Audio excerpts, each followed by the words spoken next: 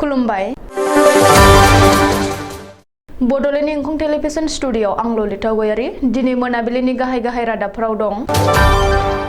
दिसपुर थानायाव मन्त्रि बिमल बरानि एजाहार। दिमा हासावआव डाक्टरजों लोगोसे सागु सावस्रि मावफारियाफोरखौ सासपेन्ड। बजालिनि खोरदैगुरियाव मोसौ खर' मोनदों। कम्पार्टमेन्टेल आनजादनि रुटिन फोसावबाय। सेमेन्ट सापरियाव सासे फरायसुलिखौ जिनाहारि खालामनानै सानै जोबथेसालिनि आलासि जानांदों। गोजौसिन बिजिरसालिया बिजय माल्याखौ 4 दाननि साजा आरो 2,000 रां दाय फोनांदों। दानिया फैदो आबुं रादाबाव।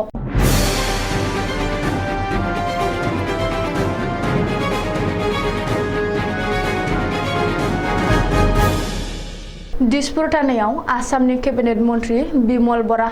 मन्त्रि बिमल बराया दिनै दिसपुर थानायाव थांनानै एजाहार हैदों। मिथिनो हानाय बादिब्ला मन्त्रि बिमल बरानि मुङाव दुथां दालालफ्रा जे सादों। बिमल बरानि नंखाय वाट्सएप एप नम्बरजों गुबुन माखासे सुबुंनो मेसेज हरना रां दाबि खालामहरदों दुथां दालालफ्रा। वाट्सएप एपनि भिडिअआवबो मन्त्रि बिमल बरानि सावगारि लगायदों। बे जाथायनि हेंथायै दुथांफोरनि सायाव मन्त्रि बिमल बराया दिनै दिसपुर थानायाव एजाहार हैदों। सुलुङाव फोरमायथिनाय बादिब्ला बिमल बरानि मुङाव 7780915086 नम्बरखौ बाहायनानै गुबुन फालांगिरि, थिकादार आरो एससीएस अफिसारफोरनाव रां बिनायनि मेसेज हरदों। बेजों लोगोसेनो फन खालामनो माना खालामनानै मेसेजावनो रायलायनो बयखौबो बुंदों। बिमल बरानि मुङाव अनलाइननि जोहै रां दाबि खालामो दुथांफ्रा। बबेखानि दासिमहालागै मन्त्रि बिमल बरानि मुङाव दुथांफ्रा गोबांसा सुबुंनिफ्राय लाख रां लानायनिबो गोख्रों अजद सिखांदों। दिमा हासावआव डाक्टरजों लोगोसे सागु सावस्रि मावफारियाखौ सासपेन्ड खालामदों।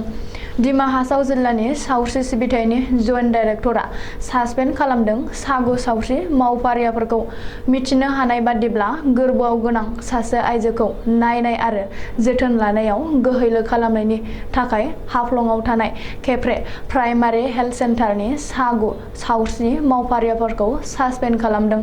बेनि अनगायैबो बिसोरनि हेंथायै सामफ्रोमबो देहा फाहामसालियाव नुजाथियि आरो खामानियाव गोहैलो खालामनायनि माखासे अजदफोरबो दैखांदों।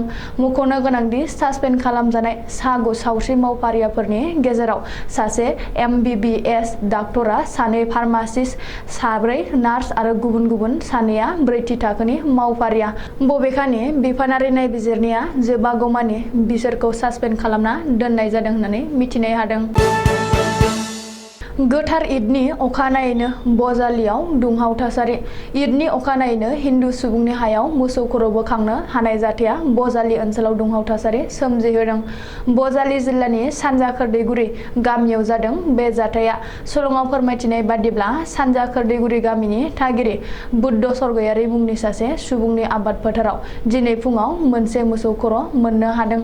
लामा सेरनि आबाद फोथाराव मोननो हादों सोरबा दुथाङा गारलांनानै मोसौनि खर'। बे जाथायखौ खौरां मोननाय लोगो सुरपेटा थानानि पुलिस आरो बजालि जिल्लानि एसपिआ जाथायसालियाव थांना खौरां लाहैयो।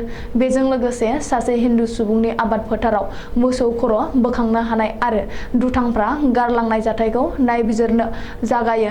दिनै फुङाव बिसनानिफ्राय सिखारनायनि सिगांनि गामिनि सानैसो सेंग्राफ्रा फोथाराव एक्सारसाइज खालामनो फैनायाव मोसौ खर'खौ नुसनफैना खिन्थाहैनाय लोगो बे जाथायनि बिसार नागिरनानै जायगानि मेम्बार आरो गामिनि गोरानो नालिस होयो होननानै बुद्ध सरगयारिया सुलुङाव फोरमायदों। बबेखानि मोसौखौ जासे जाना गुबुन जायगायाव खर' गारफैनाया गुबुन धोरोमखौ लाजि फोनांनाय जादों होननानैबो बुंदों बुद्ध सरगयारिया। सेबाया कम्पार्टमेन्टेल आनजादनि रुटिन फोसावबाय। 25 जुलाइनिफ्राय जागोन कम्पार्टमेन्टेल आनजाद। 25 जुलाइनिफ्राय 30 जुलाइसिम खुंगोन कम्पार्टमेन्टेल आनजाद। मख'नो गोनांदि देग्लायनि मेट्रिक आनजादाव फेल जानाय कम्पार्टमेन्टेल मोननो हानाय फरायसाफोरनि थाखाय फैगौ 25 जुलाइनिफ्राय कम्पार्टमेन्टेल आनजाद खुंगोन होननानै सेबाया फोसावदों। सेबाया फोसावनाय आनजादनि रुटिन बायदियै 25 जुलाइखालि इंराजि, 26 जुलाइखालि बिमानि राव, 27 जुलाइखालि सानखान्थि, 28 जुलाइखालि समाज बिगियान, 29 जुलाइखालि बिगियान आरो 30 जुलाइखालि भुमखौरां, जारिमिन आरो हिन्दी आयदानि आनजाद खुंनाय जागोन। बबेखानि कम्पार्टमेन्टेल आनजाद खुंनो थाखाय सेबाया आबुं थियारि होननानैबो मिथिनो हादों। धेमाजि जिल्लानि सिमेन्ट सापरि पुलिस थानानि बेन्दोङाव थानाय सिमेन्ट सापरि सेनियर सेकेन्डारि फरायसालिनि इउडिसि लकेशर दलेआ एखे फरायसालिनो 12 थाखोनि सासे फरायसुलिखौ 1 बोसोरनिफ्रायनो जिनाहारि खालामबोदों। खौरांगिरिनि सिगाङाव फोरमायनाय बादिब्ला 1 बोसोरनिफ्रायनो जिउ फोजोबनायनि सिगि-सुग खालामनानै रुंसारि मटन दलेनि फिसाज्ला लांसुनिया लमेश्वर दलेआ जिनाहारि खालामबोदों आरो 5 दाननि सिगां दिमुसारियालिनि रनजित दले कम्पाउन्डारनियाव खनसे एबर्सनबो खालामदों। जिनाहारि खालामजानाय हिन्जावसाया बुंथिबावदों दि मोनसे गामिनिनो रामथुम फेगुनि फिसाज्ला लांसुनिया जगदीश फेगु मुंनि लांसुनियाबो जिउ फोजोबनायनि हुमखि होनानै जिनाहारि खालामनो नाजादोंमोन। जोबनायाव हिन्जावसाया सहायनो हायैयाव बिमा-बिफानो जाथायनि सोमोन्दै फोरमायथिनानै लायो। खौरांगिरिनि सिगाङाव फोरमायनाय बादिब्ला 1 बोसोरनिफ्रायनो जिउ फोजोबनायनि सिगि-सुग खालामनानै रुंसारि मटन दलेनि फिसाज्ला लांसुनिया लमेश्वर दलेआ जिनाहारि खालामबोदों आरो 5 दाननि सिगां दिमुसारियालिनि रनजित दले कम्पाउन्डारनियाव खनसे एबर्सनबो खालामदों। जिनाहारि खालामजानाय हिन्जावसाया बुंथिबावदों दि मोनसे गामिनिनो रामथुम फेगुनि फिसाज्ला लांसुनिया जगदीश फेगु मुंनि लांसुनियाबो जिउ फोजोबनायनि हुमखि होनानै जिनाहारि खालामनो नाजादोंमोन। जोबनायाव हिन्जावसाया सहायनो हायैयाव बिमा-बिफानो जाथायनि सोमोन्दै फोरमायथिनानै लायो। बिफाया फिसाजोनि थार बिजिरनाय मोननो थाखाय सिमेन्ट सापरि पुलिस थानायाव गसर थिसननाय बायदियै लमेश्वर दले आरो जगदीश फेगु लांसुनिया सानैखौ पुलिसआ खायो आरो C नं 2722 US 376 506 313 34 IPC RW Sec 06 of POक्स'क act आव केस रेजिस्टार खालामनाय जायो आरो जयेन्ट बिजिरसालियाव दैथायहरनाय जायो। भारत सरकारिनि मेगनाव हाद्रि सारनानै बेंकनिफ्राय खौटि-खौटि लन लानाय रांखौ सुख'फिनाजासे इंलेन्डआव खारखोमानानै थाहैनाय फालांगिरि बिजय माल्यानि हेंथायै गोजौसिन बिजिरसालिया 4 दान जोबथेसालिनि साजा आरो लोगोसे 2000 रां दाय फोनांदों। गोदान दिल्लीनि गोजौसिन बिजिरसालिनि मोनसे बेन्चआव justice U Lalit, justice Jaideep Gupta, justice PS Narayana Swamy आरो जास्टिस RS रविन्द्र भट्ट मोननि बिजिरनाया बे बिजिरनायखौ फोसावदों।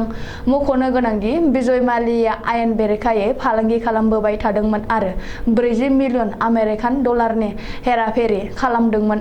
लोगोसे बिजिरसालिया होनाय बिथोनखौ बिजय माल्याआ मानियाजासे थानायाव बिजिरसालिया कन्टेम्प्ट केसआव बे साजाखौ फोसावदों। बेनि अनगायैबो 40 मिलियन आमेरिकान डलारखौ थाबैनो फिसाज्लानि बेंक एकाउन्टआव सोनानै हरनांगौ जाहाथे भारतीय स्टेट बेंकआव मोननो गोनां रांखौ मोनफिननो हायो होननानै बिजिरसालिया बिथोनबो होबावदों। दिनै मोनाबिलिनि रादाबा एसेनोसै। गोजोन्थों।